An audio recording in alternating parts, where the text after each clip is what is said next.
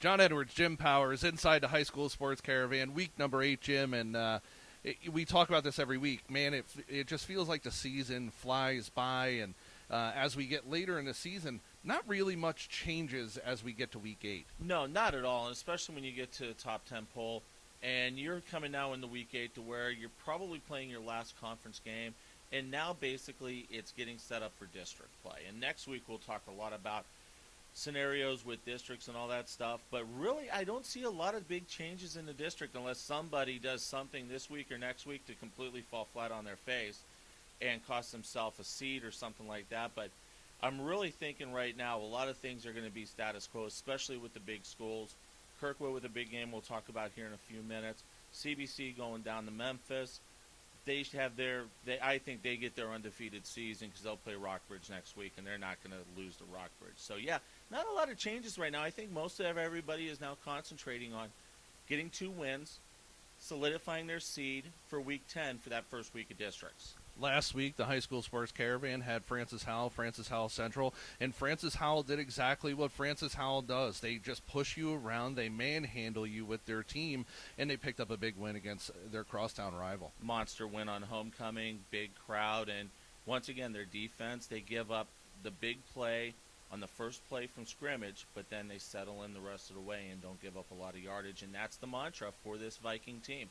Starting to find their way offensively a little bit, and they're going to need that because right now, if everything sets up and falls in the right way, they're going to end up number 1 in their district. I don't think Blue Springs South can catch them unless Howell stumbles this week or next week. But the big thing is going to be you're going to have Blue Springs South having to come across the state to play Howell in that district final in mid-November. You can't look ahead to that, but you've got to take care of your business. And I think they still got to figure out a few things offensively. But once again, they're taking care of their business, and it's all based on that defense. Last week, big game, Class 3, Westminster and John Burroughs. Westminster picks up the win. They win their conference. John Burroughs falls a little bit in the standings, but talk about Westminster. This is a team in Class 3 that maybe makes their way to the Dome this year. You know, Class 4 for them this year is on this side of the state. I like where they're at right now. They don't have Webb City going to have to make that, that crossover this year. Evan Johnson has taken the reins of this offense for Corey Snyder and has done a phenomenal job. He's not the Boger that we saw last year for Westminster that's got the strong arm and can do a lot of great things. He's more of a quarterback that has vision, that can run, that can tuck it and go, can make some good reads, and he's done a great job with it and did it this past Saturday. And Stephen Webb, their running back, has been a kid that not a lot of people have talked about all year long, but he had a monster game on Saturday. He didn't score, still gained over 100 yards and set up a lot of great things. But the Westminster defense, to hold Burroughs to only 2 scores, that's huge. That sets a big message to everybody in Class 4 around the state saying, hey, you know what, we've stumbled here in the past, and it's kind of really marred us moving forward into the playoffs. I don't think we're going to see that this year. Getting that win over Burroughs, and believe me, that was a big hump to get over for them. Burroughs has had their number now for 4 years. And just because Burroughs has had great teams, Westminster's had great teams. But finally this year, Westminster was able to put it all together, offensively, defensively, special teams, get the victory. I like where Westminster is right now. They play Christian O'Fallon Friday night, should be a W. They finish off next week. They're going to be the number 1 seed. I like where they're going right now. Burroughs is going to be fine, but I think a few things were exposed on Burroughs, and I think one of them was offensively. They can't make mistakes, and they made a few mistakes Saturday afternoon against a very good Westminster team.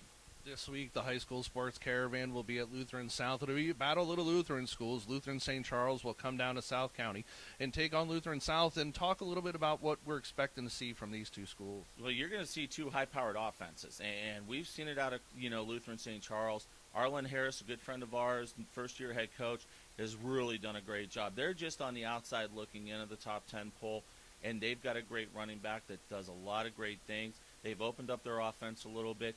And it's not the team that you've seen from the Cougars in the past. This is a team that's getting after it a little bit. Lutheran South, on the other hand, their record may not indicate it. But this is a very good ball club with one of the best running backs in the area in Schrader.